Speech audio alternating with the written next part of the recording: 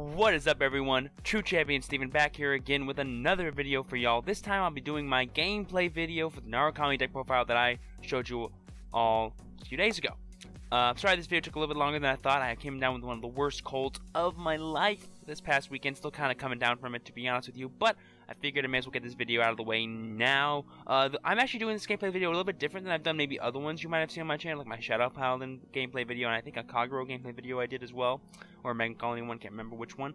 This video will be a little bit different because instead of doing just live gameplay for y'all, I'm actually going to be showing y'all some replays of games that I had, because it just was easier for me to play those games without having to run all my equipment and record everything live. But you get my like kind of actually even better, more in-depth reactions, because I can actually see what my opponent has in their hand, and maybe even then I can kind of comment on what my opponent should have done in the match to maybe get ahead of myself. So maybe you will not only know how to play with the Narukami deck that I'm about to show you, but you also know how to play against it. And if you know those two things, then you can play even better with the Narukami deck, because you'll know what your opponent should be doing, and when they don't do that, you can capitalize on it. So there you go. So that's why I think this might be a nice way to do stuff. If you all do enjoy this new format of kind of replaying gameplays, please let me know down in the description below by giving your comments, and also by leaving a like. I said description, didn't I? I meant comment section, but you get the idea. And leave a like on this video if you are enjoying these video series as well as the Vanguard content that I am providing, and be sure to subscribe if you're new, so that way you don't miss out on any Vanguard or Pokemon or Dragon Ball Super, or maybe just other nerd stuff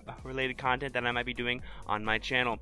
And with all that out of the way, let me just go ahead and quickly load the deck for all of you and just show you all one more time what the deck is like. Here are all the cards, that way in case you did miss the deck profile video, you're not confused on why we're playing certain cards. But if you do want to go ahead and watch that video, I'm going to go ahead and leave a link right there in the description below, so go check that out. I do recommend that if you want any insight into why we're playing like 2 Vermilion, or why we're playing 2 Helena, or why we're playing, I don't know, 4 Demolition Dragon, or the weird trigger line that we have here, I definitely recommend that you go check out that video. But without further ado, let's go ahead and get right into this first match for all of you.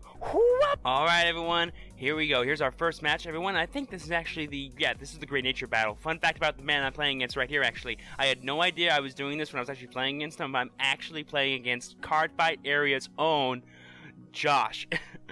Or at least someone using his Cardfight Area account, I should say. So again, I've kind of shouted out Josh before on the channel, just like ironically because we played at a tournament during the Anaheim Regionals. But other than that, I don't really know the guy, but I do watch his content. He's a super cool, awesome dude. I'm going to leave a link to his channel, Cardfight Empire, down in the description below. Y'all go show him some love. He's a really great content creator. And anyway, we're going second in this matchup. I ride Demolition Dragon. Ideal second ride. Hit him. He actually, he said no guard. I'd get the draw because I hit, and now it's his turn. But yeah, no, Josh is a really cool player, and I'm really excited to get to play against him. I'm playing against a Great Nature deck, and as you can see, it is the Bison variant. It's not the Hamsuke variant. I think the Hamsuke variant is better at dealing with Narukami than the Bison one is, but look at this commanding board my opponent's coming at me with. I am at low damage, but this Hatsume here lets him draw a card if he hits, so it's really pressuring to me. But I've already gotten a free on hit still, so I'm kind of okay with negging a little bit this turn in order to guard this column. So I'm kind of like committed to guarding this attack no matter what. But he attacks with Binoculus, gets the 5k, adds to his front row, attacks my Vanguard, gets 10k out of Barcode Zebra, and he's gonna check a front trigger. I'm gonna say no guard. Boom, look at this. Look how big. This is 35, this is 29, all of my little 8. I'm gonna actually end up guarding this attack with with both these Dragon Dancers here, and he's gonna. I think he goes. What does he say? He says. What does he say? He says. He's like flabbergasted, right? He's like low. There you go. I was like, oh yeah, I guarded that. I don't want you to draw a card, bro. You only got 3 cards in your hand.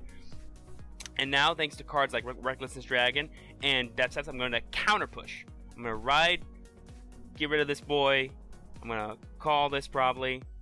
Yep, I'm gonna get rid of this boy. Yeah, I don't perfectly remember how these games go. I'm just almost positive I won all these. So, you know, there's that. Bind him, and now my dude get 5k here. I did that so I could add the power, and then I attack. Or is it? Yeah, it's 5k. But he's 17 thanks to his other skill. So I attack for the 90 cards. I get a front trigger again. Yo, these Katharinas love me. Let me be real here.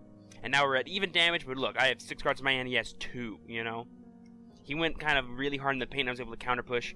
He rides Bison. It's not really that scary. What's he gonna do? Push up the 8k? That's not smart, because then it plays into my retires. He's probably just gonna swing with the rear guard, swing with his Vanguard, then swing again. That's a lot of pressure for a very minimal board, but it's not that scary. Still, I'll probably guard with like Riki or Helena here. I might just take it. Yeah, no, you guard this one because it's gonna attack again for more power. That's why I'm doing that. And then he's going to attack with his Vanguard, get the power plus 5k, restand his rear guard, attack me. I say no guard, he gets another front trigger and another front trigger. I'm like, whoa, good thing we guarded the first one, and we get that awesome heal trigger. Boom, never punished, always rewarded. Feels good to be a Vanguard player. And there we go, now we're at 3-2, no big deal. And now I'm going to ride. I actually only have Vermilion, but hey, you know what, this is why we play 2 Vermilion. Vermilion is in this deck for other Excel matchups, and I think you guys are going to see the actual, like, how good Vermilion is. If you just sit there with him and attack at everything enough times, you know, they just run out of stuff. Let's see, I'm deciding what to call. I call Riki. I do use Riki's skill so that way I can get more value. I don't really care about the critical from Vermilion right now. I really just care more about the board wipe here. So I kind of just want to clear his board. His hand is super low. I know unless he has a Leopold and gets some lucky mills, he's not going to be able to rebuild his board. So I'm just going to swing at everything, get the 5k, swing at everything. He no guards.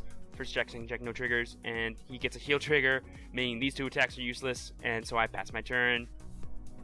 Never lucky. I should have attacked with at least the Death Scythe first. That probably would have been smart. But I didn't want to be, like, extra greedy. Because then, like, if he got the damage trigger before I attacked my Vanguard, he could have given the power to one of his rear guards. And they could have survived.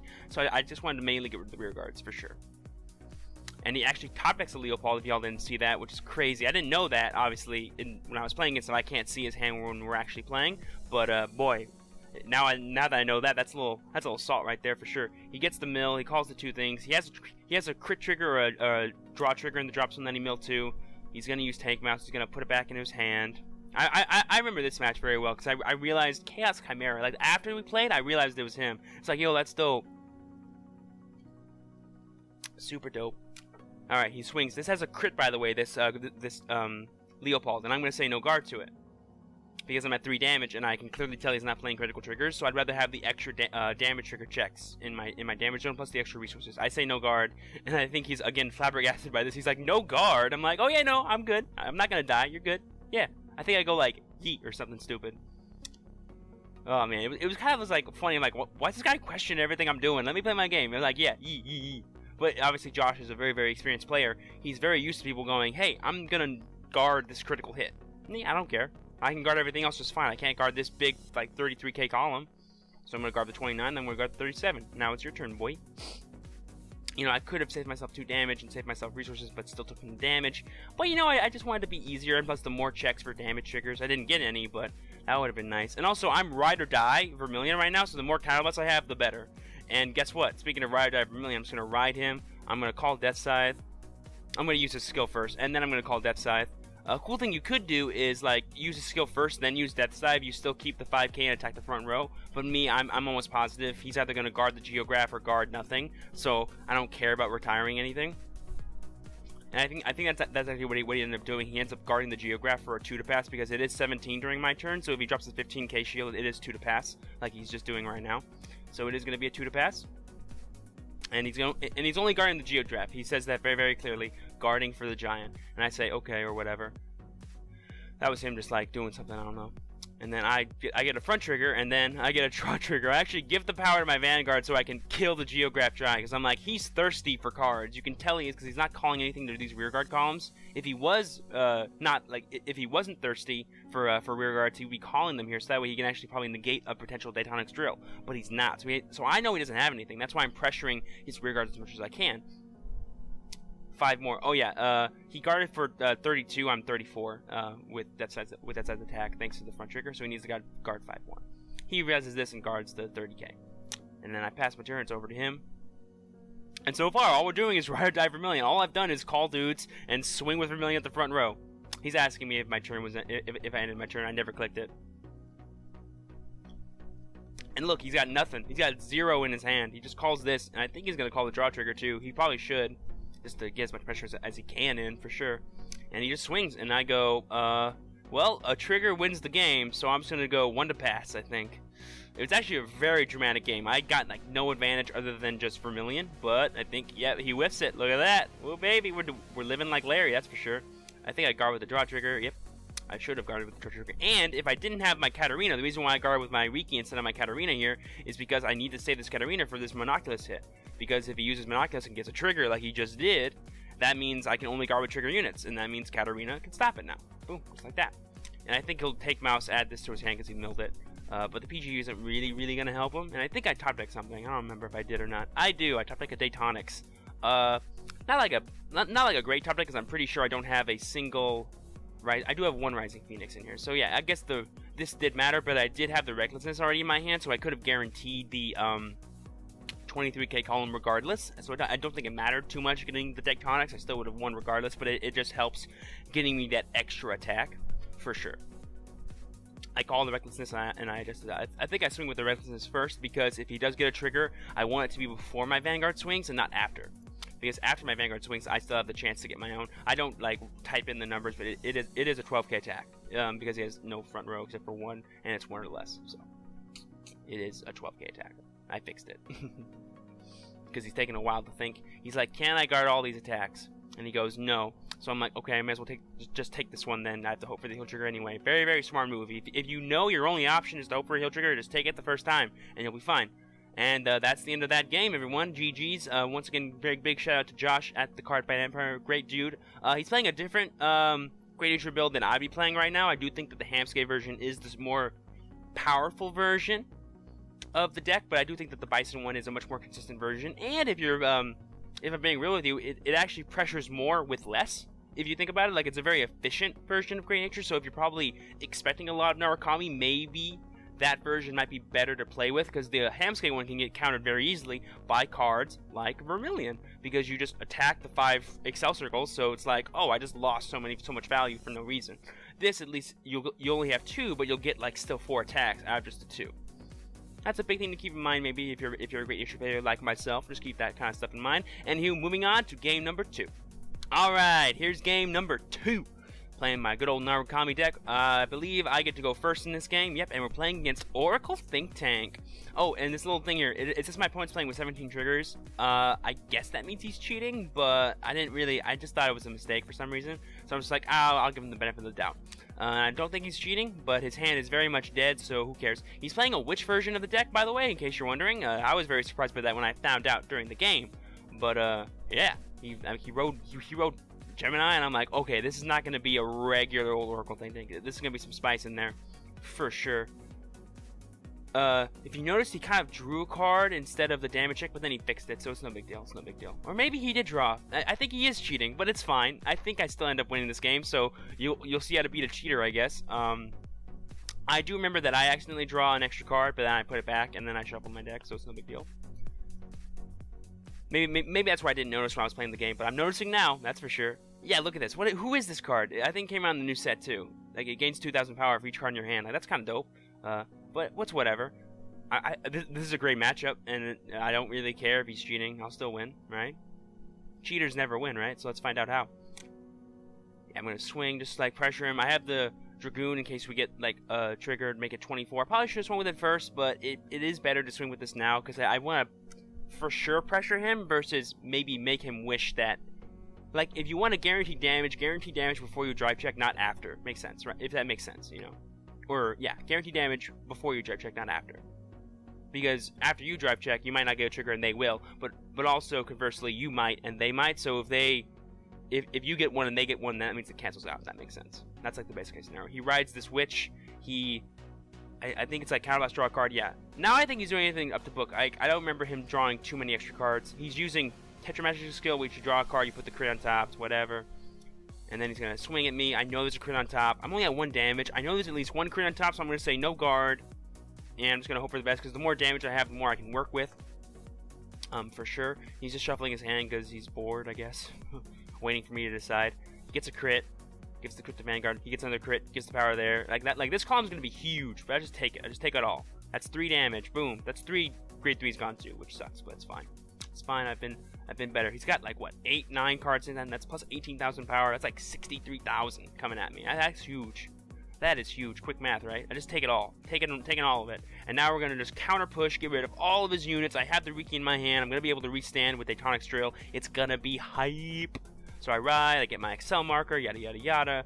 I think the first thing I do is I call Recklessness, right? I should call Recklessness first. Yep, there we go. Call it there. Because I want to put this on the Excel circle, more likely than not.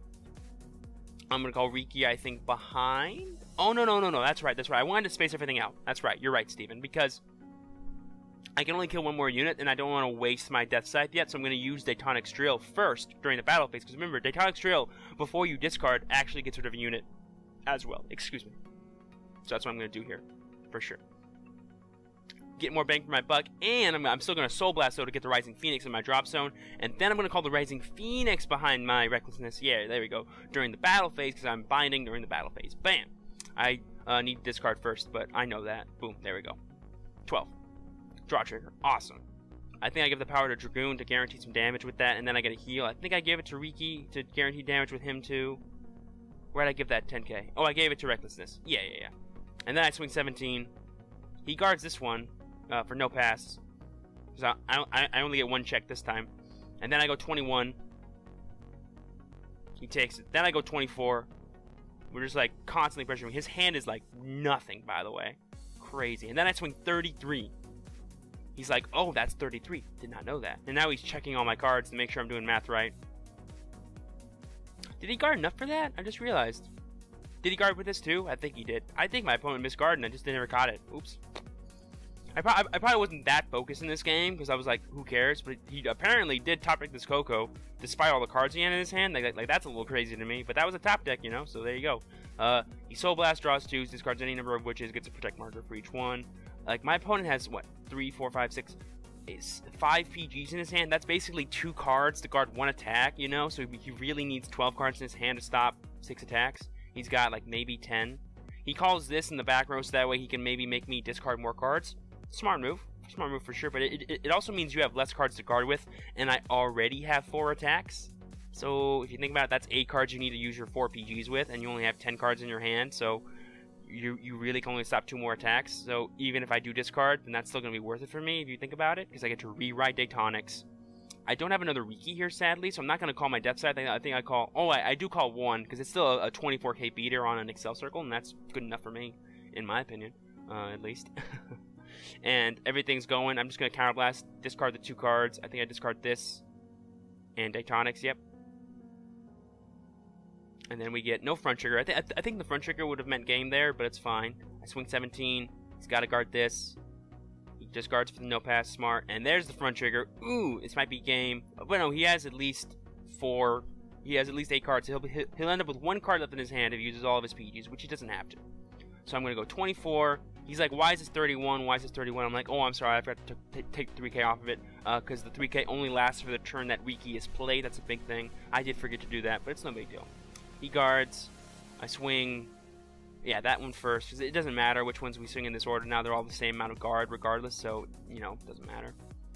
Also, he's at 5 damage. So once you're at 5 damage, it kind of doesn't matter which one you swing in unless you're for sure, like, you know for sure your opponent's going to get heal trigger. Like, you never know that kind of stuff. He guards everything with the PG. And I didn't think he knew that this was going to be 34. Why do people not know what he does? It's on swing. It's on swing. Like during the battle that attacked the Vanguard, it's on swing. Like people do not understand that. Maybe it's weird that it's a continuous skill that's on swing. That's a little weird to people, I guess. But it is 34, not 29. It's 34. So he had to waste another PG that he thought he wasn't going to have to. That's crazy. He has the Victorious Deer in his hand, but I think he Soul Blasted a grade 3. Huh. That's an interesting thing I didn't know he had. Let's see. Yep, he's at a grade 3. It's cool. But he does play the Victorious Deer. Because, like, Coco doesn't have synergy with Deer because Coco needs to Soul Blast grade 3s. So I don't know why you're playing Deer in a Witch deck. You really shouldn't be because you don't ride that many grade 3s. But, you know, it's whatever. He's using the skill to get another Protect marker thanks to Coco's effect. That's all legit. Don't worry, y'all. He's not cheating right now, but it's no big deal. He's calling the Tort to make it even harder for me to restand it, but I don't think you understand how 5 damage works. I don't care if I discard 3 cards if I'm winning the game. You know what I mean? Like, that's not how negative resources work out. You only want negative resources. You only mind negative resources when you know that the game isn't just going to end if you do it. Like, you got 6 cards in your hand, 2 of them are PGs. I know that. You can only stop realistically 5 attacks. That's generous. No, not even 3 attacks. That's generous. And I can have 6 or 7? Yeah, I'm going to do that. I'm forcing him to call his rear guards up too because I do kind of low-key want value from this, but I actually kind of made a misplay here. But I just at the very least want to get rid of the Tort because I feel like the Tort could pressure me if I just somehow miraculously don't like lose, because the only way I see myself losing is if he miracle checks a heal trigger on the first damage check, which means he might actually have a lot of cards in his hand the following turn. So That's like my mental process right there. But it was really not necessary, so don't worry about that. He won to passes me. One. Front trigger. Bam. Katarina. Like I said, this card loves me. Loves me, this card. So yeah, that's match number 2. Apparently against the cheating Oracle Think Tank player. I didn't realize that when I was playing, but maybe I was too distracted because I was watching TV a lot when I was playing these games. Full disclosure. But hey, showing off the deck against a very, very positive matchup. I do think, obviously, the pentagonal Oracle Think Tank, pentagonal Imperial CEO Deer, that deck is obviously stronger than this one that I'm playing against. But in my personal experience, it's also just super easy because they don't generate enough advantage while pressuring you to survive your pressuring turns. Like I get 3 turns always of pressuring you, and that's not enough. Like you don't draw that much in Oracle Think Tank compared to how much damage I can do to you or how much pressure I can put on you. So that's always been like the bane of existence for Oracle Think Tank and Excel matchups for sure. Really like this deck a lot against Oracle Think Tank. Really, really, really good. Your bread and butter though is Daytonic Drill for sure, and I just literally sat on him the whole game and just did stuff. You don't need the broken combination of Stinger and Daytonic Drill is what I'm saying to be broken. You just need Drill to be awesome. To be honest with you, in the mirror match, which I think I have a mirror match on here too, you just mainly want to use Drill the whole time, TBH. But you know, we'll get to that later. Anywho, moving on to game 3. I'll see you on a bit. Peace. Alright, we're back. It is a mirror match, and it was the next one. I was unsure if it was the next one or the one after, because I think I have one more for all you beautiful people out there who want to watch me play some Vanguard. Alright, and I believe I'm going first. I want to say, yes. No, he's going first. He's going first in the mirror. Obviously an advantage in any mirror match, especially in standard format right now. Going first is a big advantage. I think we're playing a very, very similar list. Well, obviously, a lot of the Narukami decks are going to be very similar, but I do think like maybe the main difference will be our trigger lineup, as well as he's probably playing only 1 Vermilion when I'm playing 2. Big thing here. I drove check my demolition. I really wanted it for the on ride. That would have been so much value if I was able to do that for sure. That's a really cool thing about the mirror match is that you play Demolition Dragon, so you can actually use that to get really ahead while going second. That's a really awesome benefit to playing Demolition Dragon out of 4 of, which is why it's kind of dope. It's like half the time you go second, and already my hand is stacked. Like I got Drill and I got Stinger, which is great. Going second, Stinger is great. Going first, Drill is way better because going first, look, I'm not gonna call anything. I probably, to be honest with you, I should have called the Demolition Dragon behind my Vanguard to A, guarantee damage, and B, have a back row unit, so that way if he just whammy rides his Daytonic Drill, if he had it, he doesn't just get a free restand. That probably would have been a smart move if you're playing Narukami match in the future. If you have the Demolition Dragon or a unit that you can just call in the back row for no reason, I recommend doing it because it forces more resources out of your opponent to get the turn 1 Drill off, and he's just like laying down the paint, you know, Dusty Plasma. That's a big difference too. I don't play that, and he's just like trying to hit me really hard by just calling to dudes. I feel like that's a big like misplay because I have the Riki too, so if I wanted to, I can just like whammy ride Daytonic Drill next turn and just like really punish this kind of play by A, wiping out his whole board, and B, really pressuring him with a restanding Vanguard as well as 2 Excel Circles. But I don't think I end up doing that because I want to go for a more grindier game, because his hand wasn't actually that different than mine after we guard all of our stuff out. And if I did devote that many resources to trying to pressure him back, it might have actually been negative for me if next turn he could have followed up. Does that make sense? And also he did check double Rising Phoenix, which means if I do just kill all of his stuff, he can just like get it all back next turn after guarding with these this turn, which is kind of another reason why I'm just like, oh, I'm just gonna like just kill his board with a Tonic Stinger and then wait till next turn to do it, because if you know your opponent has the Rising Phoenixes and they call them the next turn, you want to get rid of them that turn. So they only get 1 turn of value with Rising Phoenix. He sadly gets 2, you know, the chance to use 2, which really sucks, but you know, it's 2 more he won't get to use ever again. You know, the turn you use your Rising Phoenix, you want to get as much bang for your buck out of them in this matchup, because you really only get the 1 turn with them. Otherwise they'll just target them down with their binding effects, because this card does not work from the bind zone, only works from the drop zone. That's a big thing. Counters Kagero, does not counter Narukami, which is kind of ironic if you think about it. The one deck that this card's not good against is the mirror match. Really ironic. I said 5 more. Yeah, he fixed it. He added the 10k with the Rising Phoenix. So now he's got both of them, and then like I said, he's going to ride his Daytonic Drill, he's going to call out his Stinger, he's going to do all the free stuff in the world. I actually think he makes a really good play here, in that he doesn't call the Rising Phoenix. Is that this guy? Is that this guy that I played that didn't call them?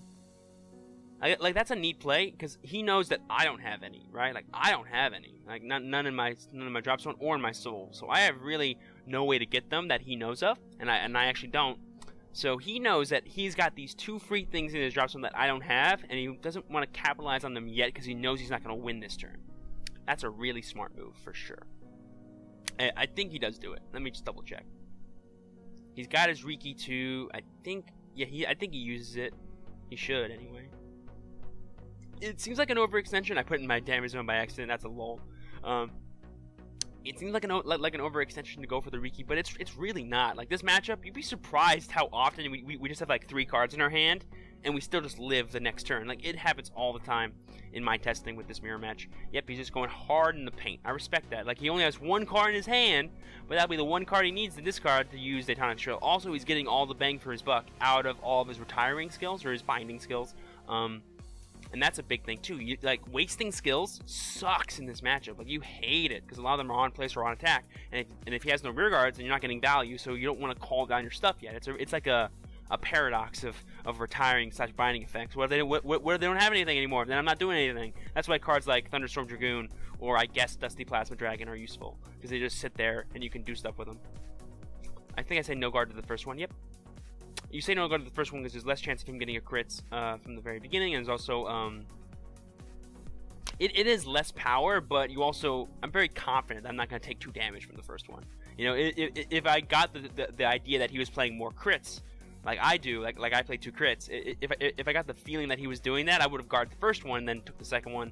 Or no, I still would have just taken the first one and then guarded the second one, because the first one has the least amount of chance to get crits. Because that's not 3 dredge checks, it's only 2, if that makes sense to people. I hope it does. So he's going to swing 27. Yeah, that's 27. He didn't get any checks, by the way, which is kind of huge. I guard that because I got the trigger. Didn't need the trigger. I had like double Sayobo, but like it's nice to conserve that kind of stuff. It's actually kind of awkward here because I'm like, oh, okay, I'll guard with a Katarina because saving the Sayobos for next turn is more important. And then I take this one. Yeah, no guard this one. I don't know why he attacked with his rear guards first. Oh, here, he goes for a twin drive, and I'm like, whoa. I'm telling him, no, you don't get to do that. Only 1 drive check, bro. Only 1. It's fine. He corrects it. He puts it back on top of his deck. He puts damage back. He shuffles his deck. It's no big deal. Yeah, I'm like, shuffle. I typed it really fast. And I say, no worries. It happens all the time. He probably just, like, clicked his right, like, click too much. You know, I've done that for sure. I ride Daytonic's Drill. I use my Daytonic Stinger. I get rid of his dudes. Blah, blah, blah, blah. I wish I had my Riki. That would have been so huge if I had my Riki, for sure. Because I actually topped with my Helena, which actually lets me use my Recklessness and then use my Daytonics. Because this is like a great synergy between Helena and Recklessness. But however, it does not let me use Death Side, which also shows the anti-synergy between these 2 cards. But however, it doesn't matter because he only had 3 units. I did not need to retire 4 things. I only need to retire 3 things. So there you go. I'm conserving my Soul Blasting for later while conserving my Counterblast. That's what Helena lets you do. It lets you choose which resources you want to put more stuff into, which is why I'm really liking. I'm just discarding 2 heal triggers straight up, going for the win. I get the double front trigger. That is so hyped that I got that. And then he takes the damage. He only gets 1 front trigger. I swing again. He goes, I can't guard it. I'm like, I know you can't guard it. I swing. I hit him. And unless he gets on the trigger, I'm like, oh, there you go. 3 more attacks that you just can't guard. And he loses the game. That was huge. That was a big power swing in my favor. And the cool thing is, believe it or not, guys, I still could have survived the next turn. Because he probably was just going to ride Vermilion and swing at me. And then I go, no guard. He doesn't get a crit. I go to 5 damage. I guard the rest of his attacks. Boom. I get my next turn. And then we keep going. So I still think I would have won the game regardless of that double front trigger. But the fact that I got it was super, super cool. And the fact that I played for it was really cool because I saw that my opponent only had 20k shield maximum in his hand. So he could not guard all of my attacks, especially my 2 Vanguard swings. So I've very much capitalized on that. I think one front trigger obviously would have won the game too, but 2 is just like insult injury. So that's really, really dope. And obviously this mirror match is kind of decided also by like who sacks harder than the other one. But I do really respect the play by my opponent to not use their Righteous Phoenix. But to be honest with you, had they used it, I would not have been able to retire them that much, so I wouldn't have been able to use Daytonic Drill's ability. However, if he did call 1 more column, I probably would have gone to 5 damage, had more cards to get rid of other cards, so it could have changed the way I played as well. But since he didn't, like, it was a good play, but it was also a bad play because I could perfectly respond to it in a way that he couldn't deal with, if that makes sense. Anywho, moving on to the 4th and final match that I have up for all you beautiful people. I'll see you on a bit. Peace. Alright, here we go. Last round. It's actually against a Bermuda Triangle deck. A deck that doesn't actually exist yet, but it will exist in the future. And, yeah, so huge shout out to all my Bermuda Triangle lovers out there. I think this deck was actually super crazy when I played against it. So I'm actually saying keep because I draw like a busted hand, if you all can tell. And I believe I'm like going second actually, because I say I'm going heads, and then I say yells. Yep, I'm actually going second. So the Demolition Dragon is so huge for me. Oh man, this match, I remember when I played, I was like, this is not happening, right? This isn't how we play Vanguard. Like, I've never experienced a game like this before, so y'all are gonna see what I'm talking about very soon. I think he's literally just playing the trial deck, by the way, because he's playing these PGs, and I'm like, what? But maybe it's his choice, I don't know. But he is playing these PGs, so keep that in mind. I believe he says no guard to this attack. That's a fine thing to do, because, like, would you rather have me +1 or you -1? That's, like, the question. And he actually does the worst thing you should do in that and goes for a one to pass. Like, obviously, if it's a skill that, like, defines the game, if you gotta go for a 1 to pass, you gotta go for a 1 to pass. But that was just, like, insult to injury, man. I get a +1 and you get a -1, that's no bueno. So don't ever do that, folks, against Demolition Dragon. Either guard it all the way or just take it. Who cares? You know, you might get a draw trigger and it'll bounce out, you know? He rides, he swings, and he says nothing else.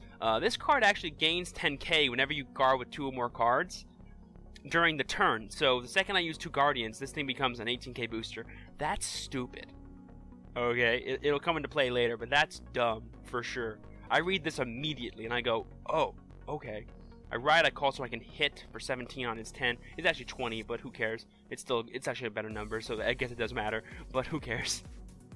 He's shuffling his hand like people do, I guess. He says no guard. I say, okay, drive check. Drive check, Steven. There you go. There you go. Even I have a delayed reaction sometimes to people, because it's all chat-based, the interactions we have, so it's like, whatever. Alright, he draws. I shuffle my hand now to kind of be funny. So I'm like, why is everyone shuffling their hands today? Like, why are they being weird? I'm like, oh, it's kind of fun. It's kind of fun. That's why you do it. I do it in real life, but I don't do it online, because that just seems dumb. Because I'm not really holding the cards, you know? He's taking a long time to decide between the only grade 3 he has in his hand, apparently. I thought he had like 3 different ones. I'm like, I don't know what cards are in this deck. I don't know how hard this is. And this thing like gains 15k when you have 5 or more units. And like if you call the card, he gets 5k. Like, this card's cool. He just swings with it. And I go, do I guard this or do I take it? I think I just say no guard. It's like I'm like loaded with cards in my hand. Like, if you want to give me more resources to work with and not like actually pressure me, then I'll take it, you know?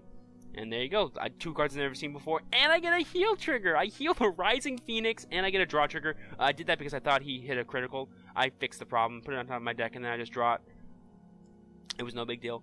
I actually... Oh, no. I didn't check the damage trigger on purpose. I thought I saw him end his turn. And I drew the card. But he didn't end his turn yet. And I right-clicked instead of left-click. So I didn't draw it. I like damage checked it. It was no big deal. I just kind of revealed to him, hey, I have a PG in my hand. That's kind of all that happened. It's no big deal. Alright, so I swing for the 23. I literally just ride Tectonics, call Vermilion, and go swing. I don't need to do anything else. Because he has no rear guards for me to get rid of. And like I said before, that's more of a neg than anything else. He gets the heal trigger and basically just said, hey, your whole turn didn't matter. So this game is really grindy for no real reason. We're both just like not doing anything, because I'm waiting for him to do stuff, because I don't know what this deck does. I have no idea what these cards were actually gonna do, and now I'm reading every single card. This card like calls cards, but only one time, and like it does something else. I think it could be called as a grade 1. That's cool. Who cares? He calls this critical trigger, which by the way looks really nice, but you know, that's only 14k. I don't care. Apparently this thing gains a lot of power. It already gained 5k apparently.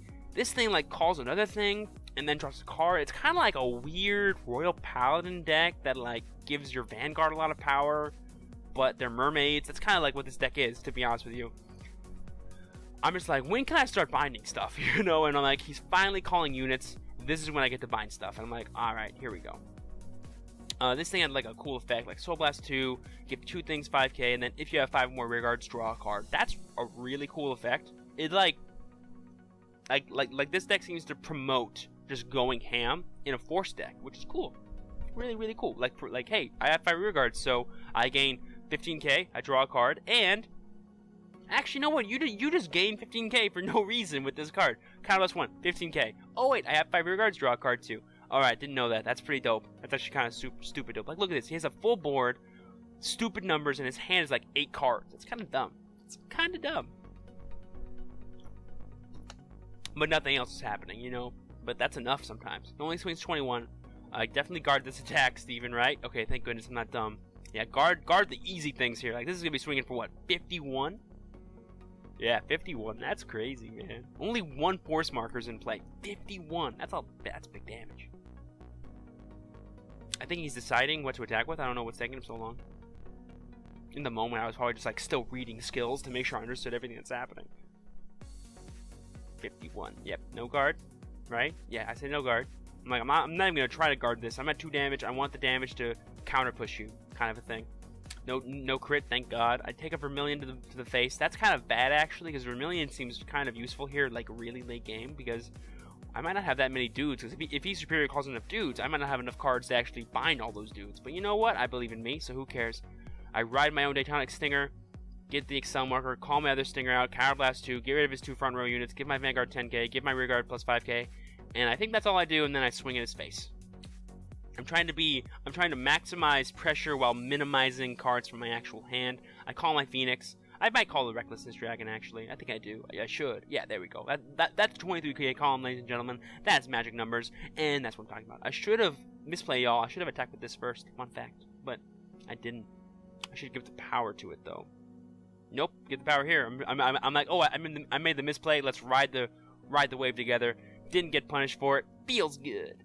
Now I swing 33 and 27 again. Should have attacked with this first. I don't know why I'm being super dumb, but it really doesn't matter. Like, it's 1 card to guard regardless. Either it's a draw trigger or it's a 15k shield. At the end of the day, those are the same things to me against force markers, against force clans. But it is good practice to always attack with your smaller thing first, and then attack with your bigger thing. Just like it's good practice to always attack with the thing that has the crit first, and then the thing that does it, especially when they're at 4 damage, because then they're forced to guard the possibly bigger one before they guard the smaller one. And then you can kind of like respond to your opponent by like attacking your rear guard and stuff.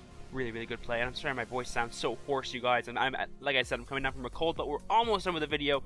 And look, my opponent's like, oh, I reroute my Vanguard, I call another dude, give another 5k, draw another card, do it all kinds of Bermuda Triangle things apparently. And I think his hand gets really big actually after this. I think he recalls something. I just think he made a misplay. Like, I don't know what this card even does. Yeah, no, I think he just like called the wrong thing for some reason. Yeah. I think he's like, oh wait, never mind, and like, cool, no worries. And now he counterblasts 1, gains 15k, draw a card. He's going crazy, you know. He gains 15k and gains 5k because of the continuous skill, and that's why he's at 43 and not just like 38 apparently.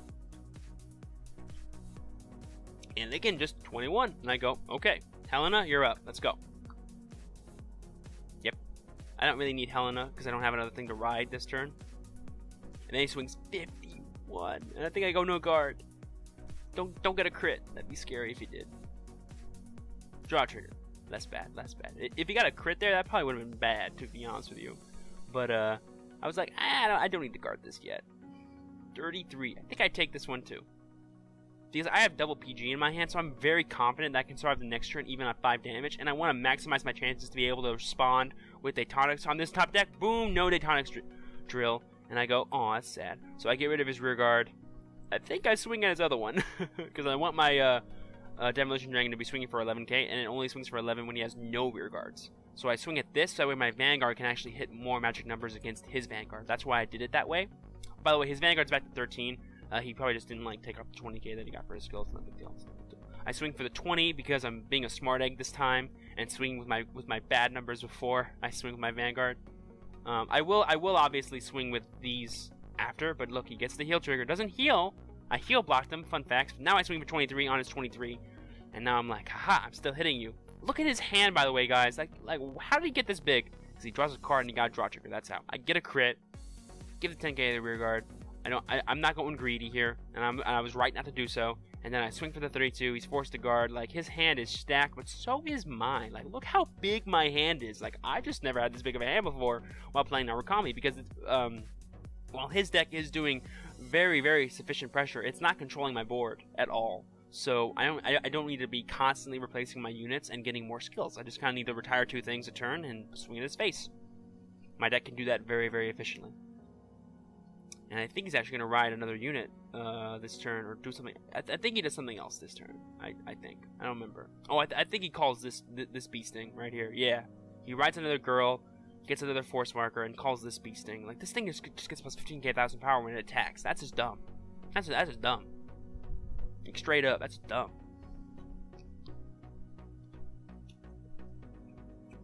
Calls that bee sting.